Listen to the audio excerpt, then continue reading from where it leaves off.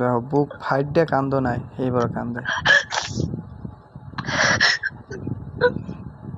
কান্না করো না, কানলে কি সব সমস্যার সমাধান হয়ে দেখো। তত মানুষ কান্না করে জীবন শেষ করে দিত।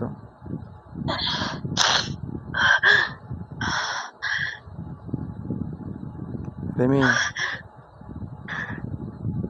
কান্না করো, কান্না করো না। তুমি কানলে আমার মন খারাপ লাগবে, সে আমারও কান্না আইব।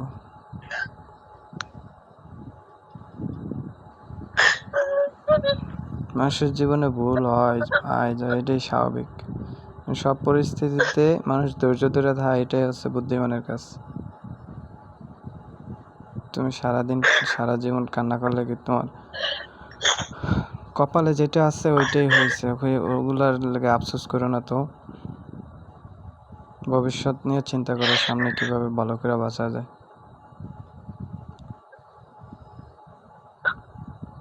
বুঝছো রিমি?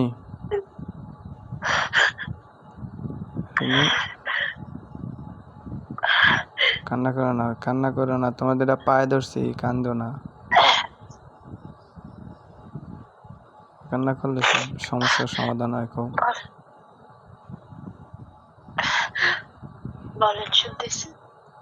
এরম মাসে কান্দে, কানলে মায়া লাগে না, কষ্ট লাগে না? ছোট বাচ্চাদের মতো কান্দো।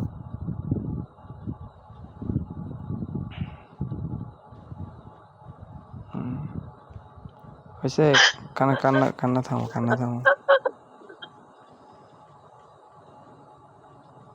রিমি, কান্দো না।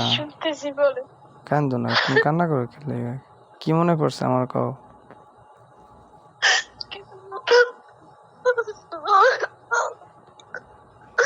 কেমনে কানতে আছে বাচ্চার মতো? ছোট বাচ্চারা যেমন মা বাপ হারাই গেলে যেমন চিকরে না, রোডে ওরম কানতেছে।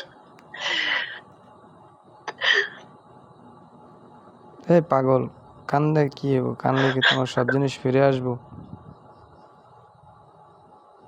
হাসি খুশি থাকলে কত ভালো লাগে। আবার কান্দো।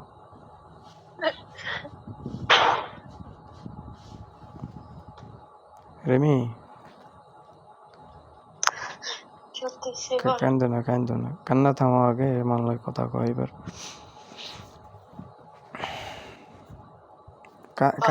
কান্দো কি লেগে? হ্যাঁ আমার কি লেগে কান্দো? একটা যে আমি এই জন্য কাঁদতেছি, বা এই জন্য আমার কষ্ট লাগে, এই জন্য আমি কাঁদতেছি। একটা আমার বলো, একটা ক্লু বলো।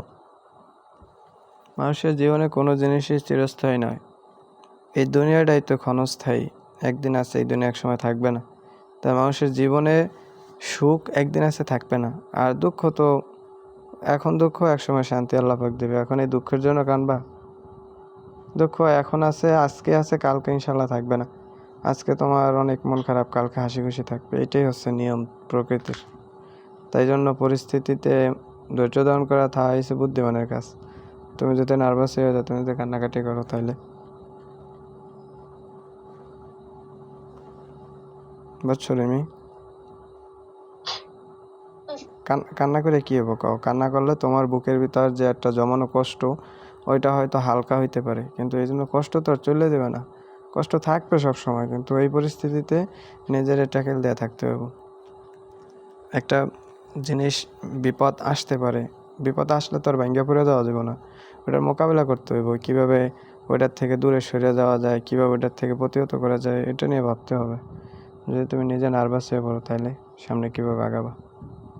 তুমি তো একটা মানুষ, তাই না? তো আর তুমি মেশিন না, রোবট না। তোমারই ভাবতে হবে। তোমার যদি হাত কাটতে যায়, ওটার ব্যথা তোমার নিজেরই অনুভব করতে হবে। আমি যতই তোমার চিকিৎসা দেই, ডাক্তারে যতই তোমার সেলাই করে দেখ, বা যতই সুন্দর কথা বলুক, তোমার সান্ত্বনা দেখ, কিন্তু ওই হাত কাটার ব্যথা তোমার নিজেরই অনুভব করতে হবে। অন্য কেউই অনুভব করতে পারবো না। তো এই কষ্টগুলো তোমার নিজের, তুমি নিজেই অনুভব করতে পারো। আমরা যতই তোমার সান্ত্বনা দিই, কিন্তু এই কষ্টের তোমার মোকাবেলা করে থাকতে হবে। বুঝছো?